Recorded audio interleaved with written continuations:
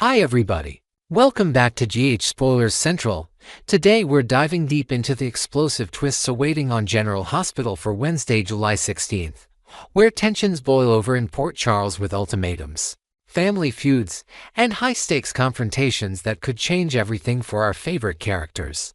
Let's kick things off with the brewing storm between Drew Kane and Carly Spencer, a showdown that's been simmering for weeks amid the Corinthos family drama. In this episode, Drew pulls no punches as he squares up against Carly, laying out a stark warning about her son Michael's stubborn streak. Drew emphatically declares that Michael's unwillingness to bend or find common ground isn't just a minor hiccup, it's a direct path to unimaginable suffering that could ripple through their entire circle. Imagine the weight of that moment, Drew, usually the level-headed businessman turned politician, letting his frustrations erupt in a heated exchange at a quiet corner of the Quartermain mansion, perhaps with family photos in the background serving as a silent reminder of what's at stake. He's not just venting, he's predicting a cascade of consequences, drawing from his own experiences of loss and betrayal to paint a vivid picture of the misery ahead. This confrontation adds a new layer of intrigue, as viewers might speculate if Drew's words hint at undisclosed alliances or secret maneuvers he's plotting behind the scenes to force Michael's hand, potentially involving old rivals from his past life as a Navy SEAL.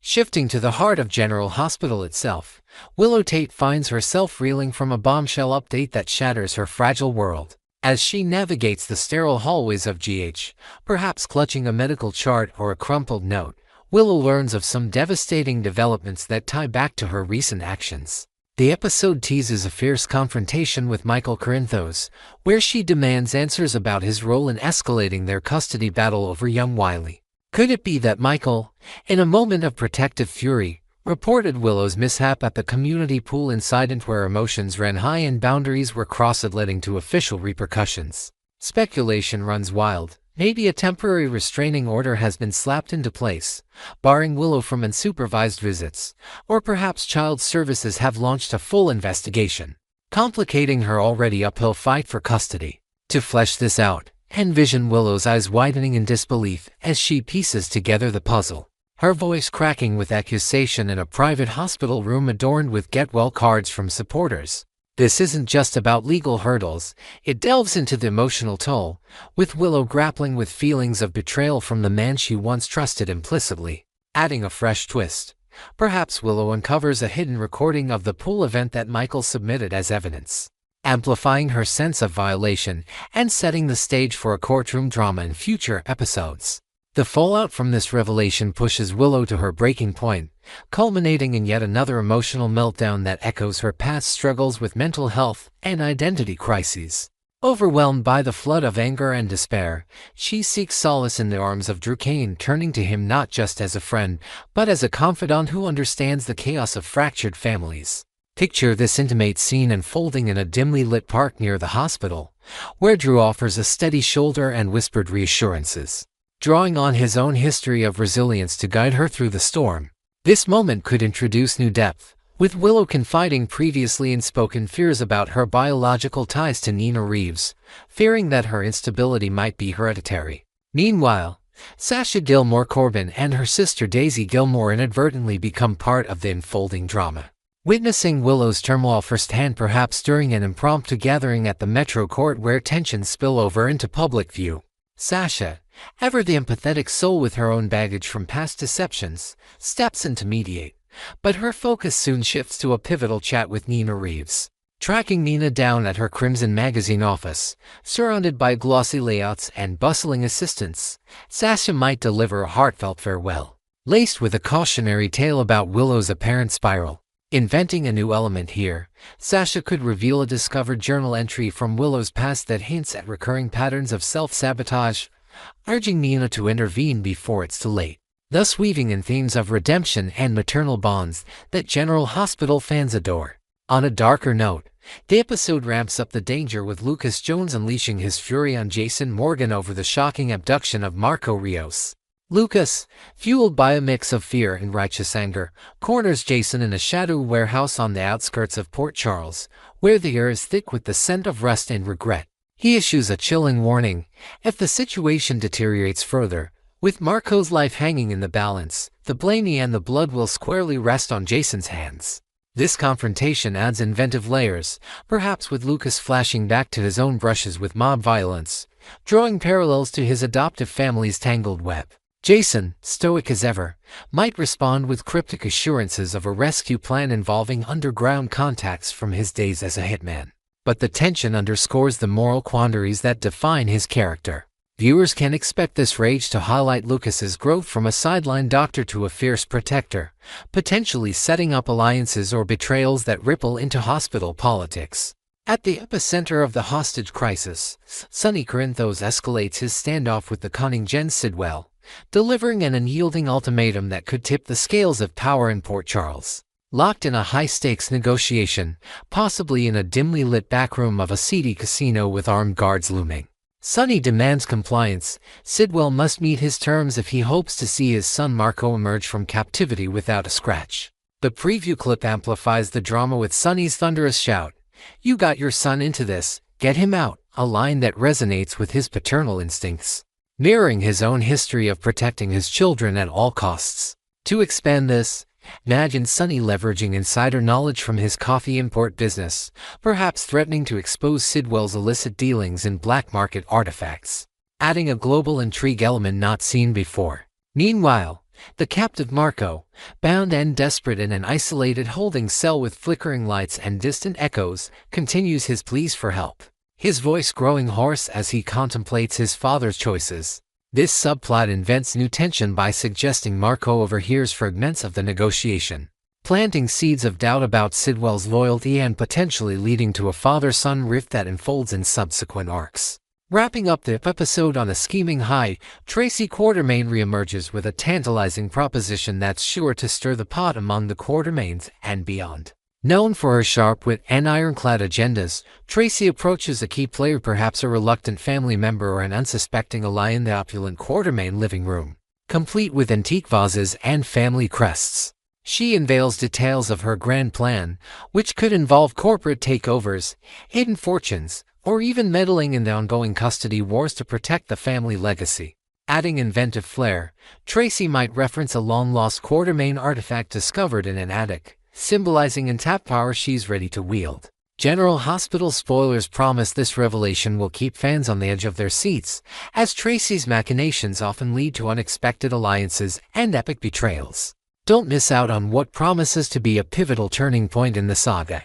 Next, we will learn about the issue of Willow Corinthos' devastating descent into darkness as she orchestrates a twisted campaign of psychological warfare that threatens to destroy not only her targets but herself in the process. The corridors of General Hospital have witnessed countless tragedies, but none quite as chilling as the methodical vengeance now unfolding through Willow's carefully calculated schemes.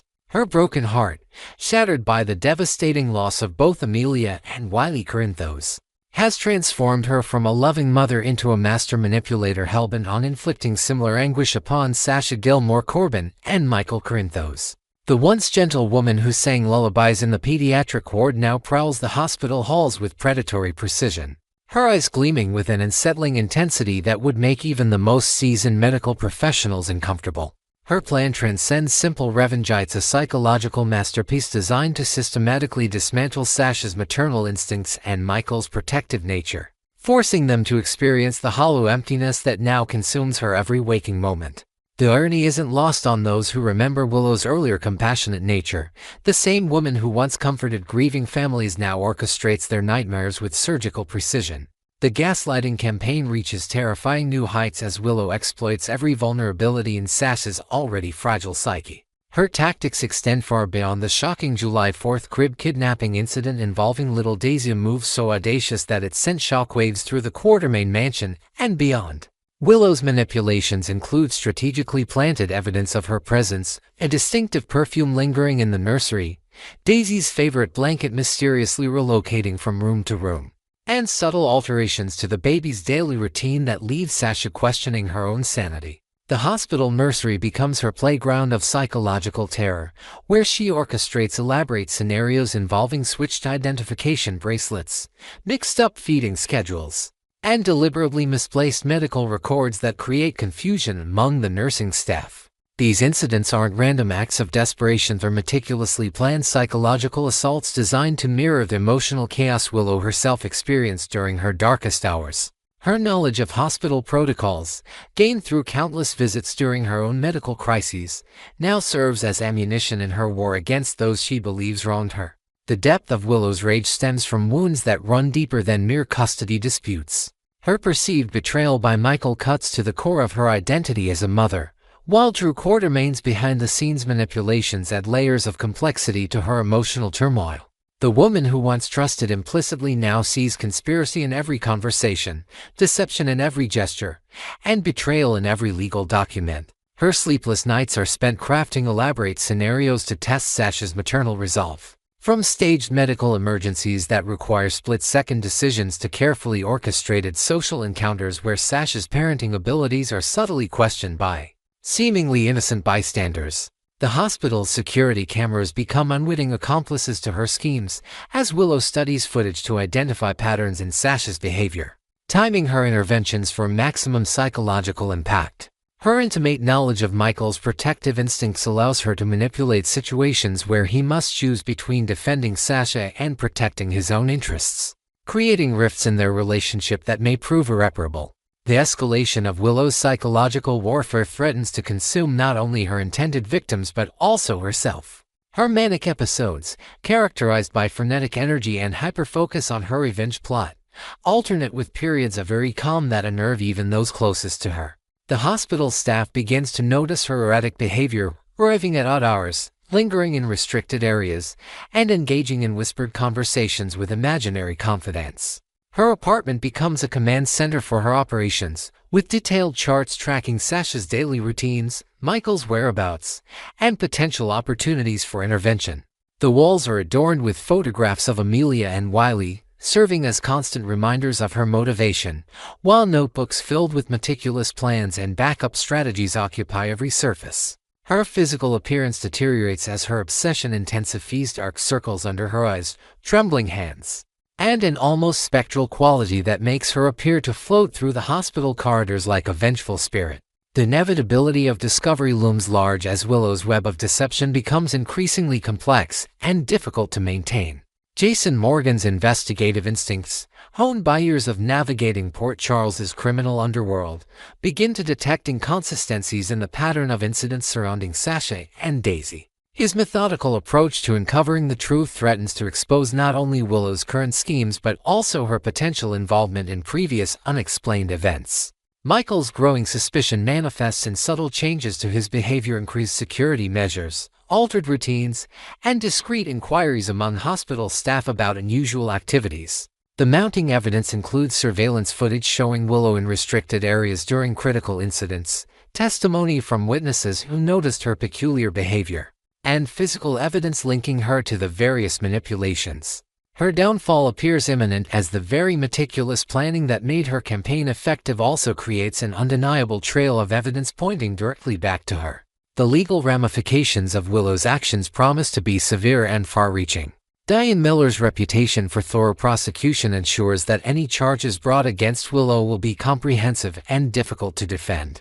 The potential kidnapping charges related to Daisy's disappearance carry serious prison time, while the conspiracy charges stemming from her coordinated campaign of psychological manipulation could result in additional years behind bars. Her chances of regaining custody of her children evaporate with each discovered piece of evidence, as family court judges take a dim view of parents who engage in manipulative and potentially dangerous behavior. The civil implications extend beyond criminal charges, as Sasha and Michael may pursue damages for emotional distress, requiring Willow to face the financial consequences of her actions in addition to potential imprisonment. Her professional reputation as a former teacher and community member lies in ruins, with former colleagues and friends distancing themselves from the scandal. The haunting parallels between Willow's descent and her deceased twin sister Nell Benson Jerom's tragic trajectory cannot be ignored. The genetic predisposition to mental instability, combined with the traumatic stress of losing her children, creates a perfect storm of psychological breakdown that mirrors Nell's own journey into madness. Nina Reeves watches in horror as history threatens to repeat itself, seeing echoes of Nell's manipulative behavior in Willow's current actions. The possibility of Ferncliff becoming Willow's destination rather than prison adds another layer of tragedy to the unfolding drama, as mental health treatment in a secure facility might offer more hope for recovery than incarceration. Nina's desperate attempts to intervene before it's too late include reaching out to mental health professionals, attempting to arrange family therapy sessions, and even considering legal guardianship options to protect Willow from the consequences of her own actions. Next, we will learn about the issue of Marco Rios' shocking kidnapping during the explosive week of July 14th to 18th. A sinister development that threatens to ignite a full-scale war between powerful adversaries while potentially concealing the true identity of a mysterious puppet master, orchestrating chaos from the shadows. The tranquil facade of Port Charles shatters once again as Marco Rios, the innocent son of the formidable Jen Sidwell, finds himself thrust into the dangerous crosshairs of a brewing conflict that extends far beyond his understanding or involvement. The kidnapping unfolds with calculated precision during what should have been a routine week, transforming Marco from a sheltered young man enjoying the luxuries of Windermere Castle into a terrified captive bound to a weathered chair in some nondescript warehouse on the outskirts of town. The dimly lit industrial space, with its rusted metal beams and echoing footsteps, becomes the unlikely stage for a high-stakes drama that could determine the future power dynamics of Port Charles's criminal underworld. Security footage from nearby businesses captures suspicious vehicles moving through the area during the early morning hours, while witnesses report hearing muffled sounds and seeing figures in dark clothing entering the abandoned facility. The psychological impact on Marco proves devastating as he struggles against his restraints, his expensive designer clothing now torn and disheveled, his privileged world crumbling around him as he realizes that his father's enemies view him as nothing more than a strategic asset in their deadly game of chess. The spotlight of suspicion immediately falls upon Sonny Corinthos, the coffee import mogul whose legitimate business ventures barely conceal his iron-fisted control over Port Charles's most lucrative criminal enterprises. His recent declarations regarding Sidwell's inability to escape retribution for the devastating Charlie's Pub fire incident have resonated throughout the criminal community like a death knell, serving as both warning and promise of the violence to come. The preview footage reveals Sonny's cold calculation as he delivers his chilling ultimatum to Sidwell, his words dripping with the quiet menace that has made him one of the most feared figures in organized crime. "Your son is fair game." These words, spoken with the casual indifference of a man who has orchestrated countless acts of retribution, immediately precede the haunting image of Marco's desperate situation, creating a narrative connection that seems to seal Sonny's guilt in the minds of viewers and characters alike. The dimly lit meeting location, possibly the back room of a waterfront establishment or an abandoned industrial complex, provides the perfect backdrop for Sonny's threatening proclamation, with shadows dancing across his weathered features as he makes his position crystal clear. His longtime associates, including the ever-loyal Jason Morgan and the calculating Diane Miller, watch from the periphery as their boss commits himself to a course of action that could have devastating consequences for everyone involved. Yet beneath the surface of this seemingly straightforward act of revenge lies a complex web of moral contradictions that have always defined Sonny's character throughout his decades-long reign as Port Charles's most powerful crime boss. His extensive criminal resume includes countless acts of violence, intimidation, and strategic manipulation that have eliminated rivals and consolidated his power base. But his personal code of honor has consistently drawn lines that even his enemies acknowledge he will not cross. The targeting of innocent family members, particularly children and young adults who have no involvement in their parents' criminal activities, represents a violation of principles that Sonny has upheld even during his most ruthless campaigns against adversaries. Marco's youth and obvious lack of participation in his father's schemes against Sonny creates a moral dilemma that conflicts with the mob boss's self-imposed limitations on acceptable targets for retaliation. His own experiences as a father to Michael, Christina, and his other children have reinforced his understanding of the devastating impact that criminal warfare can have on the next generation, making him acutely aware of the psychological trauma that Marco must be experiencing in his current predicament. The possibility that Sonny's threat represents mere posturing designed to rattle Sidwell without actually following through on his implied promise of harm becomes increasingly plausible when examined through the lens of his historical behavior patterns. The Charlie's Pub fire incident serves as the immediate catalyst for this escalating conflict, representing not merely an attack on Sonny's business interests but a direct threat to his beloved daughter Christina Corinthos Davis, whose presence at the establishment during the arson attempt transformed a simple act of property destruction into a potential tragedy of unimaginable proportions. The flames that engulfed the popular gathering place sent shockwaves through the community, with emergency responders rushing to evacuate patrons and staff while investigators immediately began searching for evidence of accelerants and ignition devices. Christina's narrow escape from serious injury or death serves as a constant reminder to Sonny of how easily his family could become collateral damage in his ongoing war with Sidwell, fueling his determination to send a message that such tactics will not be tolerated. The pub's significance extends beyond its role as a crime scene, representing a symbol of normalcy and community gathering that Sidwell's actions have now tainted with violence and fear. Witness testimonies describe the chaos and terror that gripped the establishment as smoke filled the air and panic spread among the crowd, with several patrons suffering minor injuries during the evacuation process. The investigation into the fire reveals sophisticated planning and execution, suggesting that Sidwell's operatives possess both the technical expertise and local knowledge necessary to carry out such attacks with precision. However, Jason Morgan's astute observation regarding the marked difference in execution quality between recent attacks and previous incidents introduces a troubling element of uncertainty that complicates the apparent narrative of escalating warfare between Sonny and Sidwell. His analysis of the Charlie's Pub fire reveals significant tactical and technical flaws that stand in stark contrast to the sophisticated precision demonstrated in the penthouse explosion that nearly claimed Michael Corinthos' life earlier in the year. The earlier attack displayed hallmarks of professional execution, including precise timing, advanced explosive devices, and careful consideration of security measures that suggested involvement by highly trained operatives with extensive knowledge of Sonny's personal routines and security protocols. The crude nature of the pub fire, with its amateur use of accelerants and haphazard timing that allowed for potential witnesses and survivors, suggests either a rapid decline in Sidwell's operational capabilities or the involvement of an entirely different antagonist operating with different methods and objectives. This discrepancy raises the disturbing possibility that Port Charles faces not one but multiple threats operating simultaneously, each with their own agenda and level of sophistication.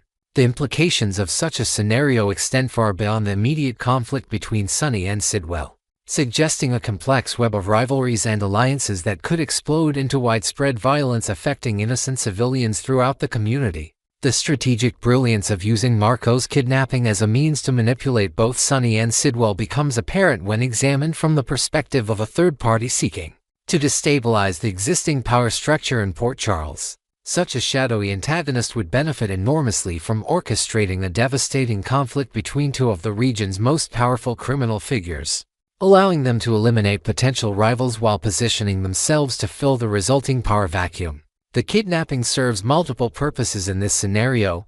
It provides Sidwell with apparent justification for launching a massive retaliation against Sonny once Marco is recovered, while simultaneously occupying Sonny's attention and resources during the critical period when the true threat plans to strike. The psychological warfare element cannot be ignored, as both men find themselves forced to make decisions based on incomplete information and emotional responses rather than careful strategic planning. The unknown perpetrators intimate knowledge of both Sonny's moral constraints and Sidwell's protective instincts regarding his son demonstrates a level of intelligence gathering and psychological profiling that suggests long-term planning and extensive surveillance operations. This mysterious figure's ability to remain hidden while manipulating events from behind the scenes indicates either exceptional skill in covert operations or significant resources that allow them to operate without detection by the existing criminal intelligence networks. The precarious position of Marco as an unwilling participant in this deadly game of criminal politics highlights the broader theme of innocence caught in the crossfire of adult conflicts that has long characterized storytelling in Port Charles. His transformation from privileged young man to desperate hostage serves as a powerful reminder of how quickly circumstances can change in a world where violence lurks just beneath the surface of everyday life. The warehouse setting becomes a metaphor for the industrial decay and moral corruption that threaten to consume the community.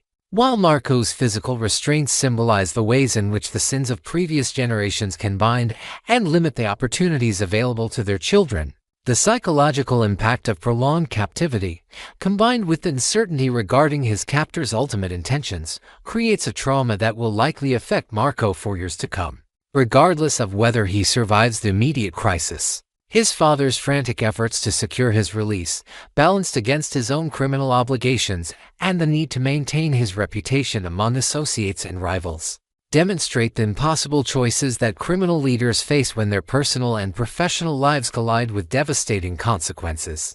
The ultimate resolution of Marco's kidnapping will likely serve as a turning point that reshapes the criminal landscape of Port Charles for years to come, with the true identity of the perpetrator determining whether the existing power structure survives intact or crumbles under the weight of deception and manipulation. The possibility that Sonny's apparent involvement represents an elaborate frame designed to trigger a war between established criminal factions suggests that the real threat may be someone with both the resources and motivation to orchestrate such a complex deception. As the investigation continues and evidence emerges, the residents of Port Charles must prepare for the possibility that their community faces a new type of criminal mastermind whose methods and objectives differ significantly from the traditional territorial disputes that have previously defined organized crime in the region.